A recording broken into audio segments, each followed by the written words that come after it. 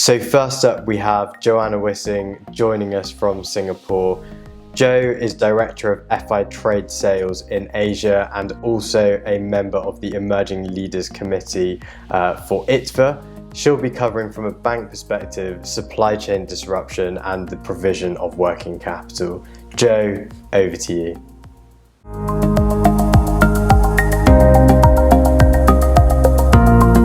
Many thanks, Dipesh, and hello everyone from Singapore.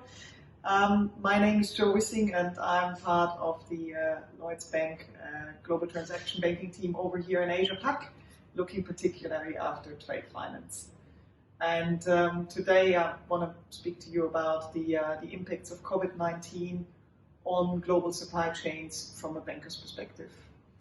And when Dipesh asked me a little while ago whether I would be happy to do a webinar on this topic, I said to him, of course I would, because having been in Singapore now for a while, we basically saw the outbreak from very early days onwards when it was still little news back in Europe. Little did I know when I said to him, of course I will, what a complex topic it is and how difficult it is to address actually within the space of 10 minutes. So I've tried to break it down a bit for you in really what I would say is 3 key phases if you're looking at the timeline on the slide, which you should be seeing now on your screen, which really is phase 1 being the sort of like the very sort of like locally contained spread of the virus from like mid-December until early January, when news first became public, really. Phase 2 is the sort of like the wider spread across Southeast Asia and the impact it's having here. And phase 3 really is the global spread that we're seeing right now with, as of today, 193 countries being affected and this really having become a pandemic. And of course, each phase sort of like cumulates into the other, but it was just an attempt to sort of like look at the different sort of like events that are happening through that lens. So looking really at the first phase, which was really just Wuhan, the city, 11 million inhabitants, plus the wider Hubei Province, is actually a major manufacturing hub in China, with particularly active for the automotive industry, for example, manufacturing roofs, air conditioning for cars, heating, etc. So certainly a very important area and region in that regard. And we can almost say we didn't immediately feel the massive impact on the supply chains in the very first days when it really became public news, because that was around the Chinese New Year, and the Chinese New Year holiday got extended by a week. So really, no major impact there felt as yet, and European companies were saying they're comfortable with the sort of like inventory and the stock levels that they have from the suppliers in China. And certainly from a bank's perspective, when our financial institutions partners came back to the office after the extended holiday, they were really quick in making up the backlog. So sort of like almost BAU, but then unfortunately, although Wuhan was placed on lockdown around Chinese New Year, that measure came too late to contain the spread of the virus. So hence the holiday got extended, and a lot of the manufacturers didn't even reopen until like the 17th of February, 24th of February. And by then, certainly, manufacturers in Europe were missing their orders and were certainly having to hold production or slow down production, which has a knock-on effect also on other suppliers in Europe, because of particularly the parts chain in the automotive industry, so diverse with so many different things that ultimately make up a vehicle. There are, of course, also suppliers in Europe and North America. And these guys were basically told by their buyers, please hold production, because we have to hold production because we're waiting for these parts from China. Similarly, we saw news from Italy, from the fashion industry in particular, before, of course, Italy got hit as devastatingly as they're hit now, where actually designers were saying we have to change whole collections because we can't get a simple thing like buttons. So definitely supply chains affected there in many regards. Also in terms of exporters not being able to export anymore. So particularly in Australia, in New Zealand, a lot of farming products are being shipped to China. The demand was lagging, plus there was simply no ships actually going that way. So of course, particularly when you have as perishable goods as fresh farm products, and you can't sell your inventory, it creates an immediate cash drag. And that cash drag is certainly something that our financial institutions partners in Australia are telling us they're currently trying to meet by extending payment terms, by extending more overdrafts. But of course, it's massively hitting not just profitability, but also cash flow for a lot of these entities. And likewise, importers globally who are importing goods from China have experienced cash drags because they would have had to prepay for part of the shipment coming in. Yet the goods are not coming in, so they obviously can't convert these into finished goods that they would then on-sell. So again, there is definitely a massive drag on cash flow that we're seeing sort of like immediately in this like phase 1 going into phase 2 period. So having looked at this sort of like phase 1, phase 2, we are now certainly very firmly in what I would call stage 3, which is really the global spread, nearly 200 countries affected, and really, well, Asia pretty much having travel restrictions in place everywhere.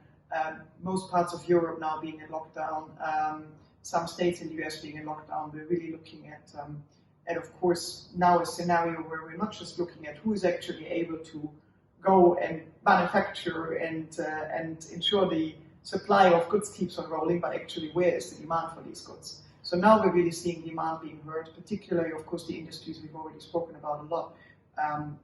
Travel, tourism, leisure, apart from, of course, the automotive and the manufacturing sectors that we've already looked at before.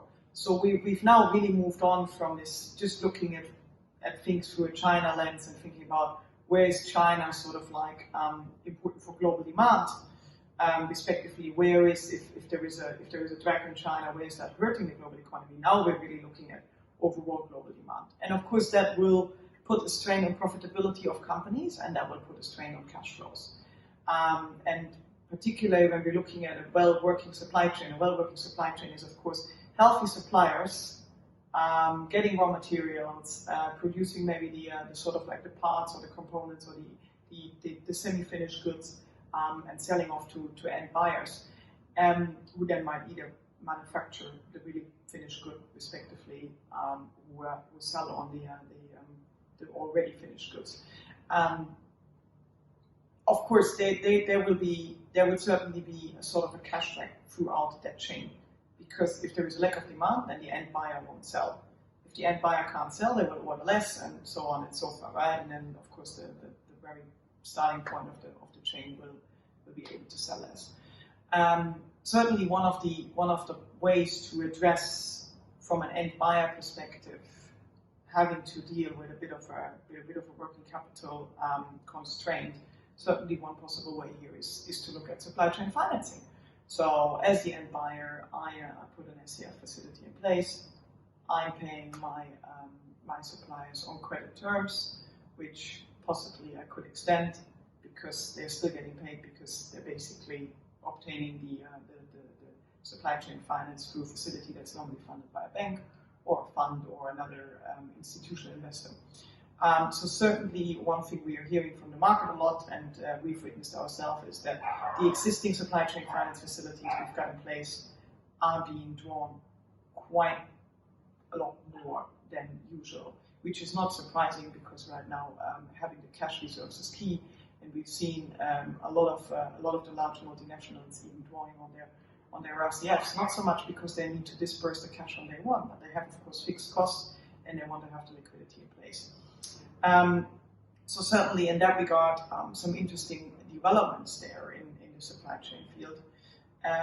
Ultimately, no one can quite yet say where this is all going and when this is all over, but assuming and hoping that the current measurements of really locking down will work, then hopefully we will see normalization kick in eventually. It's probably going to be more a matter of months now rather than weeks. But once normalization kicks in, we'll certainly will have some rethinking to do about global supply chains in a way. Is there too much of a dependence, for example, on certain markets in Asia, and therefore would it be smarter to go local? And I don't have the crystal ball to answer that question, but I think there's just a few considerations to make here. when talking about taking supply chains global, taking supply chains local, which really, in order to do that, one needs to have the manufacturing capability first of all. Secondly, of course, it can be a lot more costly because a diversified supply chain, that means, okay, I'm getting some goods from Asia, but I'm also getting goods from Europe, where maybe the manufacturing is a lot more expensive. So those are considerations certainly on that end. On the other end, we do hear voices in the market that are actually saying more local supply chains would certainly help to reduce the carbon footprint of a lot of goods that are being consumed nowadays. And there is certainly an element to that as well. So definitely there will certainly, I think, be a re-looking at global supply chains, particularly by the end buyers of goods manufactured globally, to see whether actually their supply chains are sustainable in terms of actually just being able to function, because we've certainly seen that being an issue here. But at the same time, there will certainly also be some looking into whether actually this is the point in time to rethink a bit and think more local.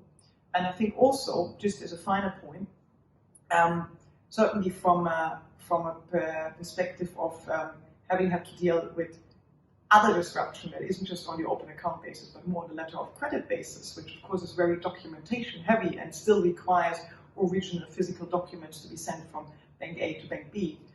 Certainly, I think this crisis again shows us that there is a great need for digitization. It's already working in many areas with a lot of people working from home, etc. But I think there is still much more work to be done in the trade finance space. And with that, back to Dipesh.